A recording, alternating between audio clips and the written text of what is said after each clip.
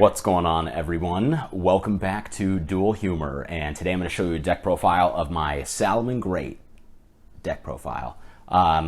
We just got new support for this deck, and literally nothing changed. It's still trash, but it's fun, kind of like tier 2 roguish deck. You'll be clapping people up, and they'll be crying, but that's their fault for losing to like a 6-year-old structure deck. So anyways, let's jump right into it. 3 Gazelles is going to start us off. I can't believe we finally got this card back. I mean, Jesus, took long enough. But this is like basically the best card in your deck. Just special summons itself and foolishes a card upon summon, normal or special. So that's pretty good. And I've decided to stick with Bufferlo. It still is probably the best normal summon that you can do. If it leaves the field, you know, you can discard a Cyberse and draw 2. So even playing into like the Unchained board, they can't really like pop this card without you getting that draw effect. But being able to chain block it with your Link 1 is pretty good. And drawing cards is great because we play a lot of non-engine. Speaking of which, cards to discard. I'm playing 3 Spinny. You could probably play 2 of this if you're trying to fit, you know, more non-engine. But I do like playing 3 because we are trying to get to our Mirage Stalio. And just discarding this while you have a Gazelle in hand is really nice because you just get your Mirage Stalio pretty easily that way. And for our other level 3, we're playing 2 Foxy. This card's pretty great actually because you know, you can out Floodgates, face up monster, face up Spawn Trap, sorry. There's not a whole lot of that running around the format right now, but you know, if someone is, you know, still coping on Kashtira, you know, you can pop their Birth with this, which is pretty good because you don't want them banishing, you know, cards from your graveyard. Skill Drain, because for some reason that card's still at 3. Never really run into it, but and also people are playing Dragon Link, you know, you can hit their Spawn Traps and stuff too. So, but this card's pretty great. You know, you reveal 3, add 1. The ad's pretty nice. I would recommend though that if you do have enough extenders in your hand, you probably don't want to activate that effect. People are going to be main decking Nibiru this format. You're going to want to play past it, and waiting to use this card is pretty good. So, alright, let's keep going. So, I'm also playing 1 Salamangreat of Fire. So this is the new card that we got in the Soul Burning Volcano set. This card's pretty great actually, but I'm only running 1, and I would argue that you probably don't even want to play any, because it does lock you into fire. You're going to want to get to your access code, and you can't actually summon anything but fire monsters the turn that you summon this. But I am playing the 1 because you can summon it off Mirage Stalio if you want to get like a Weasel to your hand to extend. So that's pretty good. But yeah, if you want to get 3, be prepared to drop like more than 20 bucks on this 1 card carrying that entire set. It's like not even worth it. So you could cut this card completely if you're like on a budget and still clap people up. But let's just go through the rest of the 1-ofs. I am playing 1 Falco. You do want to play this for something in the extra deck, but also because when you're extending and you add the Gazelle to your hand from the Wolf, you're going to want to dump the Falco. That way you can have some recovery by putting Salamangreat Speller Trap back into the Speller Trap zone. So it's nice to be able to send that, but also just to like bounce back your Gazelle. You want the Gazelle in your hand when you end your turn. Speaking of other 1-ofs, Tiger. Yeah, I know not a lot of people play this. You know, I'm not playing Cyberse Wicked in the extra deck, but you could argue that playing that would be worth it for both this and the Weasel are tuners. But the reason that I like this card is it does give you extension past Nibiru. Like I was saying earlier, people are going to be nibbing you all format. You know, a lot of decks are going to lose to it, and especially this deck. So you need every chance you can get to push past those types of interruptions. You know, you got to think about just the average Unchained end board. They have a lot of removal spells. They have a lot of negate special summon effects. So you need as much as you can to push past that. Speaking of which, I also am running 1 Mirror. Now this you would probably want to play over the Tiger. You don't have to play the Tiger, but I do like this as well for its level modulation. So you can make this a level 4, but this one you discard as well. So these kind of have the same effect in that regard.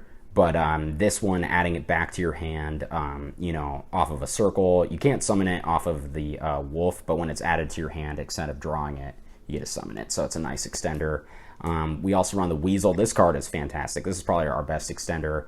If you have 2 salads in the graveyard, you can just summon it from your hand. It is an activated effect and a tuner, but when it's sent, or when a Salamangreat Link monster is summoned, you can, put it on the bottom of the deck, summon a salad to their side of the field, draw a card, and we play Goes in the side, so that way we can also fire lock them. And for our last one of, I'm playing the 1 Jack Jaguar. So, we have our 6 1-ofs. It's pretty fantastic. I think a lot of these are optional, but I like actually having all of these options at my disposal because, like I said, you're going to want to push past as much interruption as possible. Like, people are going to be interrupting, like, your normal summons, your special summons. Having as much to push past that is probably more important than having non-Eng in this format. But yeah, let's go into the rest of our consistency cards. I'm still on 3 mining. You could probably cut this to 2 as well. But being able to like discard a Spinny, discard a Foxy, is all really important with this card, as well as being able to search out your Flame Buffalo. Normal summoning that card is just so broken. But it's really good to have this. You could save this for later in your turn to add the Mirror. Say you get nibbed, you can add this to your hand, special summon it, and you can keep extending. Which is pretty nice. Same thing with the Weasel, so I like playing 3 of that. And also 3 Circle. In a lot of my duels, I actually end up using the second effect pretty often as well to protect my Link monsters. So it's nice to be able to set this card. And it's also just like, insane. You have so much like consistency now with 3 Gazelle. It's so good. So, all right, let's keep going here. So, of course, the 1 Sanctuary. This card does kind of suck. It's annoying how crucial it is and how often you're going to be like drawing it for turn, because you do want it in deck to chain block your Buffalo. I'm also playing the 1 Will. Like I said, you want to extend as much as possible. And then controversially, I am playing the Charge now. I reread this card. This card is actually really, really good and so underrated because just being able, like I said, to be able to summon back. This card gives you a really interesting ability because you can shuffle back your banish cards like your Spinnies. You can also shuffle back your Balinks. So you could be running 2 Balinks if you're looking for more space in your extra deck. My extra deck's a little different than some people, so just that ability to recycle those cards is pretty good. But the same thing as Will, just being able to summon stuff out. So, say they nib you and you do have the Wolf, well, you can just summon that Wolf back. So that's pretty good. Same thing with the Will. But since they are once per turn, I think it's better than running 2 Will.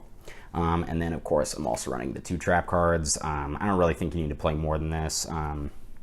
Also, don't play Desires in this deck. I think that's, like, terrible in this deck. But, kind of like to each his or her own, just depends on your consistency there. But, yeah, a lot of 1-ofs, but pretty good options in this deck. As for our non-engine, this is just format dependent. 3 Ash, it's probably going to be in this deck every single time. 3 Nib, 3 Imperm, and then finally I'm also playing 3 Crow. I think this card's really, really good this format. Hits basically every deck. It hits Unchained, hits Vanadium. Yeah, it even hits our deck were you to run into another based individual as yourself. So, yeah, that's going to be it for the main deck. Let me just get these out of the way, and I'll show you the extra deck. Of course, 1 Mirage Stalio. You only need 1 of this card. 2 level 3s, summon 1 from the deck. This is why it's fine to play the 1 Fire, because you can summon the Fire if you don't care about getting Fire locked. This locks you into Fire effects, so you could still end on, a non-fire and use its effect. As for our other extra deck card, we're playing Abyss Dweller. This card is going to be so essential this format. This hits so many different decks. All of the ones that are relevant. Tyr is going to be back. Unfortunately, that deck never dies. People are going to be playing graveyard decks again. We can make Reg Force pretty easily, and that's why I'm playing stuff like the Tiger. So you can actually level modulate this card to level 4. And since it does, a special from hand, we have plenty of consistency cards. So you could send the Jack, summon this back, and then you could circle for this, or you could Salamangreat, summon this from the deck, that kind of thing. So Mirage Stalio, summon this from the deck. So there's a lot of ways to get this out. Or, just search it. You're probably going to be drawing a lot of cards. You have Weasel, Buffalo. You're going to be drawing 3 cards in your opening turn. Really, really easy to get to a rank 4. So I just think you need to play those. You could also replace this with a Foul if you wanted to, but I don't think that card's as good as this for like pushing past Nibiru. But that's it just for our XYZs. You could argue potentially playing Baguska as well, but I don't think it's as relevant since I don't think Kashtira will be around. I am playing 3 Balinks. You could cut this down to 2 like I was saying, because, you know, we're playing the charge, so, you know, you can shuffle back one of your banished ones, and as long as you're playing really good with your resource game, you know, this deck is very resource intensive, and as long as you're good at maintaining that, you should be fine. Speaking of which, I'm only playing the 2 Wolf, our nice shiny new rarity Wolf. You know, I think you only really need 2 of this card for the most part. When you're playing in that first turn, you're just going to be summoning one, using its effect to add the Gazelle back, and you don't necessarily need to make the second one. But even if you do, just Jaguar, spin it back. It's really not that big a deal. So, you know, maintain a good grind game, and you'll be fine just playing 2. Speaking of which, I'm also playing just the 1 Heat Leo. So you could argue to cut a Balinks for a second Heat Leo. Its effect to spin back when it's link summoned, a spell or trap card, is not once per turn. So you could, you know, relink it twice, spin back 2 cards, keep pushing before that access code push. But also this card comes up a lot. You'd be really surprised. So I recommend playing at least 1. I think these ratios are fine. 3 Balinks comes up more than any of these do. But definitely Raging Phoenix, sorry, not Pyro Phoenix, that's the crappy one. Raging Phoenix is the less crappy one. This is definitely the best support card we got.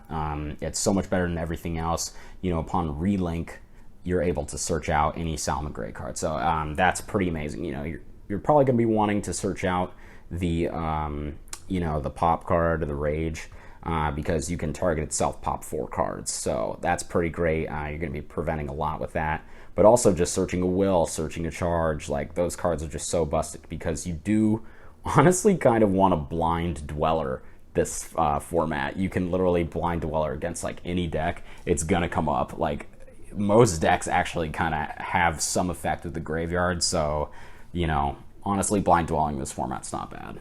So as for the non-salads, Lingaribo, I think you actually have to play this now.